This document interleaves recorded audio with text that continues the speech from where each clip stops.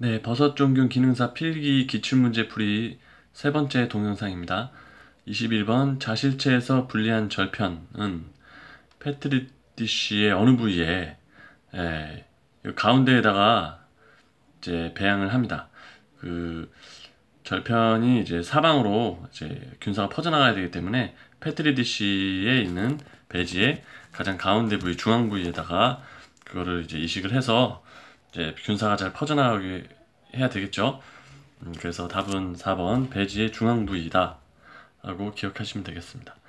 22번 균주 보존 방법 중 적당한 배지에 배양한 후 저온 또는 실온에서 보관하고 신선한 배지로 이식하는, 뭐 문제는 길게 써놨는데 이제 배양 그 균주를 보존할 때 계대 배양이라고, 이 4번에 계대 배양이라고 하는 게 있는데요.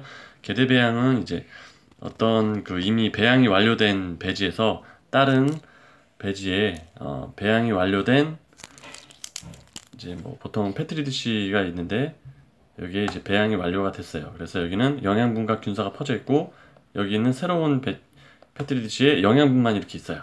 그래서 여기서 조금 떼내서 일로 이식을 시키는 거, 이게 바로 계대 배양이라고 하죠. 그래서 이런 방법을 지금 문제에서는 균주를 이제 보존하기 위해서 이제 새로운 곳에 계속 옮겨 다니면서 이렇게 하는 거를 표현을 한 것 같아요. 그래서 답은 4번의 계대 배양 보존법이다. 23번 배양 과정 중 오염이 되는 원인. 이제 23번의 답이 이제 3번인데요.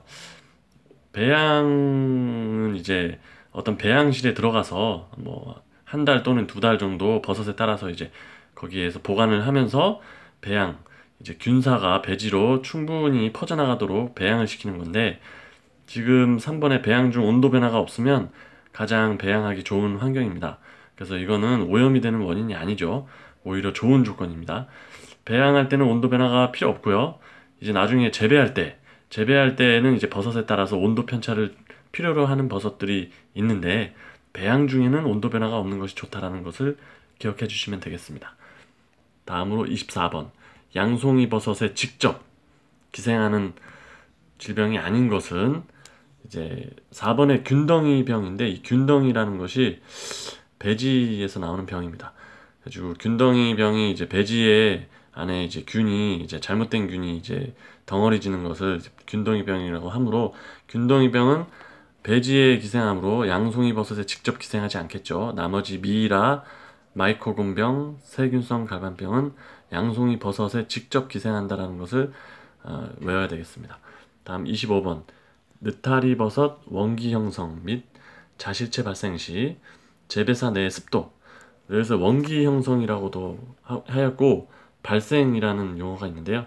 이거는 이제 배양이 완료된 배지에서 버섯이 태어나는 거죠. 태어나게 하는 그 단계를 얘기하는데, 그 태어날 때는 이제 가장 높은 습도를 원하게 됩니다. 그래서 지금 답은 4번 95%가 되고요. 물론 이제 태어난 다음에 이제 버섯이 올라갈 때는 적절한 습도를 관리를 해야 되겠죠. 하지만 여기 느타리 버섯 발생 시 가장 높은 습도인 95%를 요구한다는 것을 기억해 주시면 되겠습니다.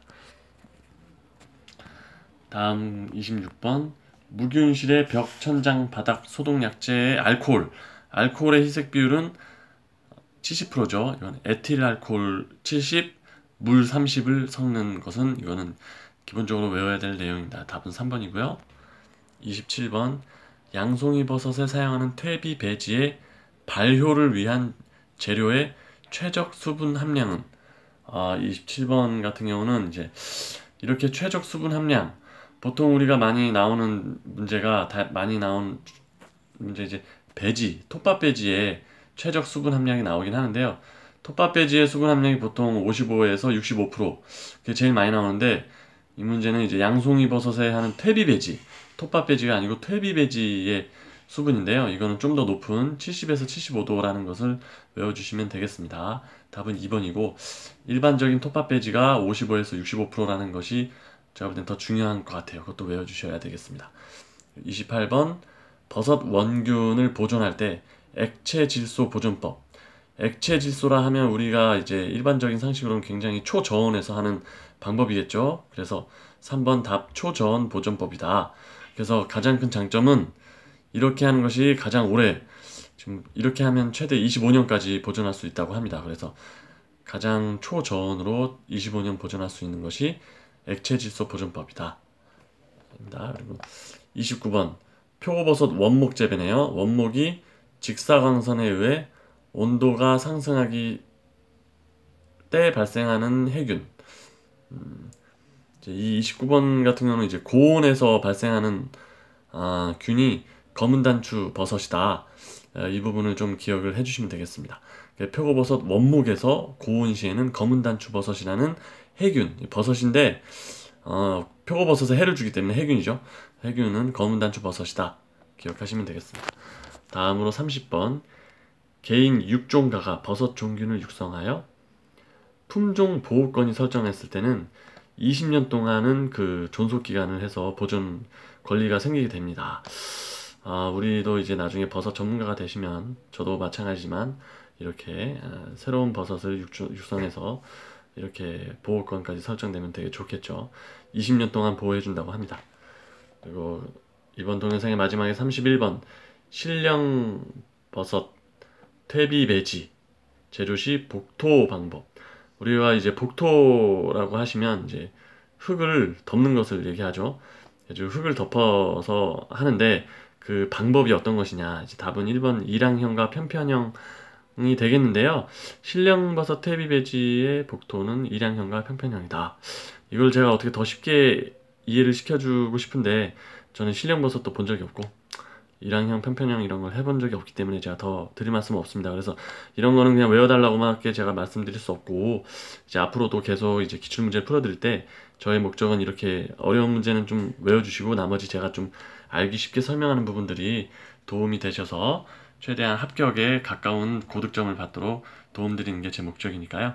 일단은 지금 오늘 한 내용을 기억을 해주시면 되겠습니다. 수고하셨습니다.